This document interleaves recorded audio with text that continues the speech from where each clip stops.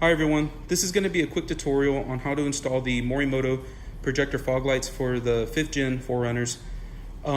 In this video, I'm going to be showing you how to take off the front bumper to properly install the lights and also how to align them. You can go about this by taking off the screws in the back right here next to the wheel and installing the fog lights through this hole after you peel this back.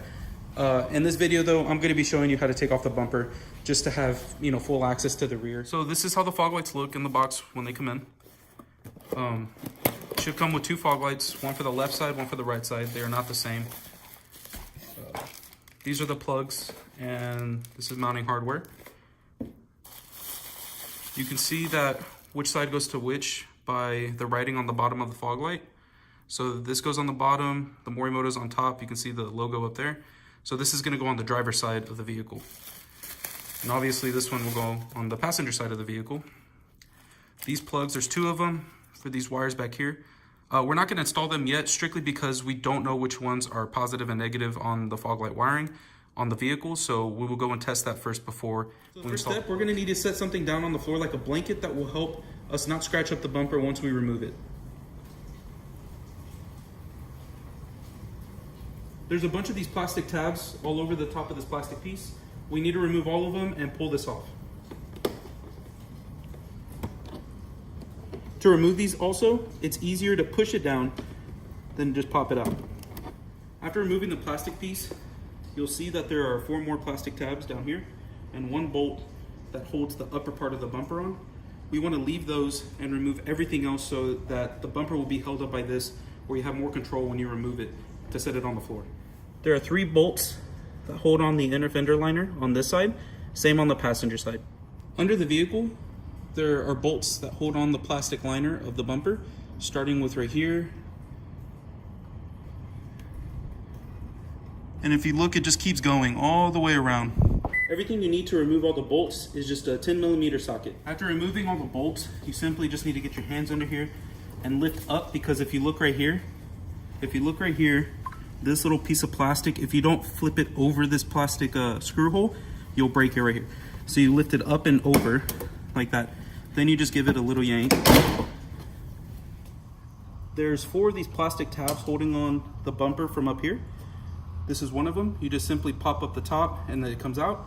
There's one here, here, and here, and 1 10mm bolt holding up the upper part of the bumper. After removing all this, the bumper should be loose. You just need to pull all the plastic tabs. So you just give it a yank. Be careful, just barely pull it forward, because you need to unplug the 2 fog lights or you'll basically rip out the wire. I also forgot to mention that there is 2 more tabs. So in total, there's 6 on this top upper bumper part. I've already gone and removed all the plastic tabs holding up the plastic bumper. But this is gonna be a 2-person job. You're gonna need someone to hold up the plastic bumper as the other person unplugs the fog lights. So come here, please.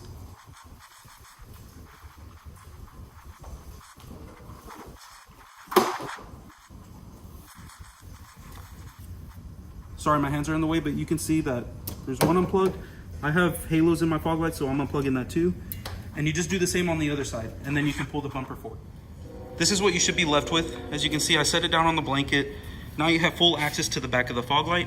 There's only 2 screws on each side holding it. You have these 2, and then simply it just pops out.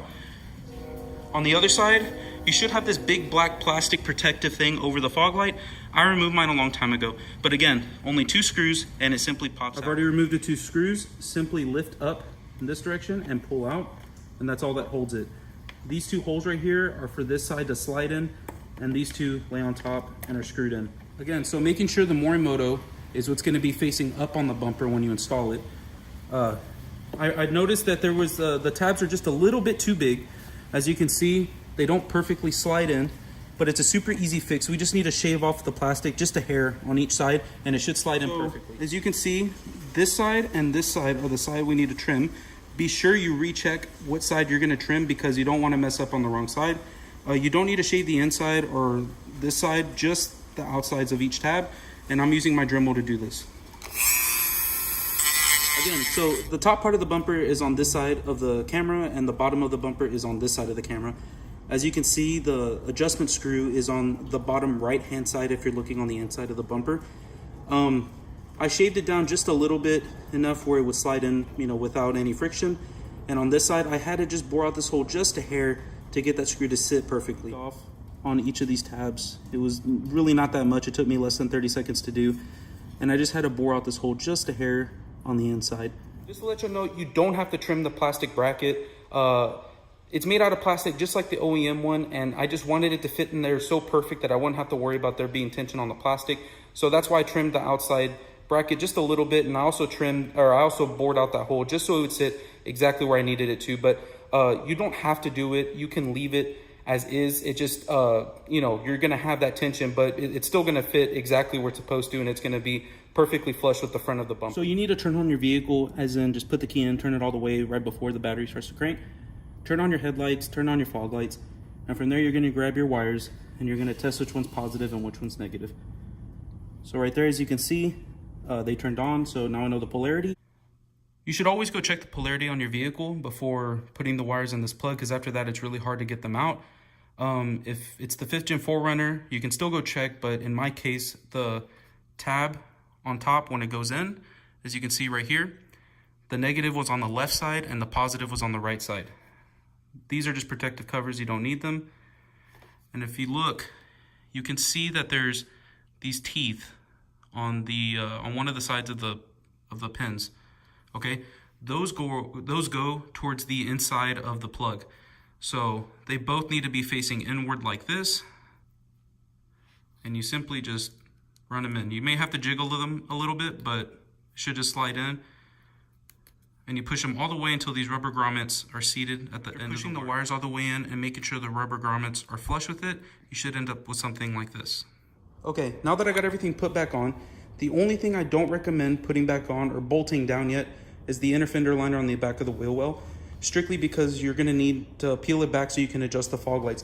As you can see, just with me putting them on right now, you can tell that the left side over here is lower than the right side. One thing you should do before even taking apart your vehicle is mark a line with some painter's tape on a wall that's a level surface of your halogen fog lights. If you use LEDs or anything that's gonna have glare, you won't get a perfect line. As you can see just the top of the line of the fog light right there.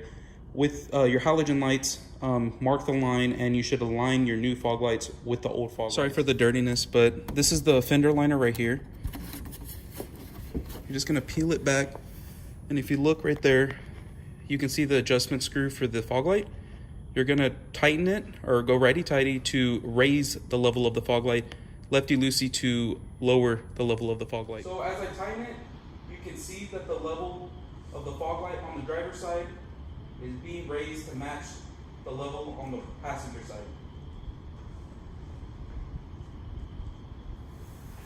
Before I start driving, I just wanted to show y'all the width of the fog lights.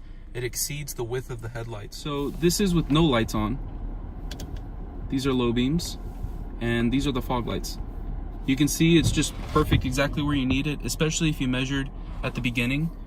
The width is just phenomenal. I can't express how wide these fog lights are. So this is with just my low beams, and you can see how much width those fog lights actually add. They stretch all the way out past the ditches.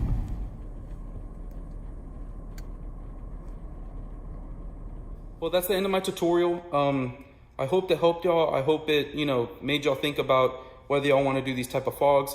These are more data-proof fogs. They don't have glare. They're not like the Baja LED pods that you can put in there. Those are more for off-road lighting. This is more for road use. I just assumed I was talking to an audience that's never worked on the 4Runner before, so that's why I went into depth about taking off the bumper. I'm pretty sure most of y'all know how to take off the bumper, but that's how you take it off. But anyways, these were purchased through Custom 54 Lighting. Great customer service. Pavel's in the 5th Gen 4Runner group, does great headlight work on our Toyotas, and hope y'all have a good night.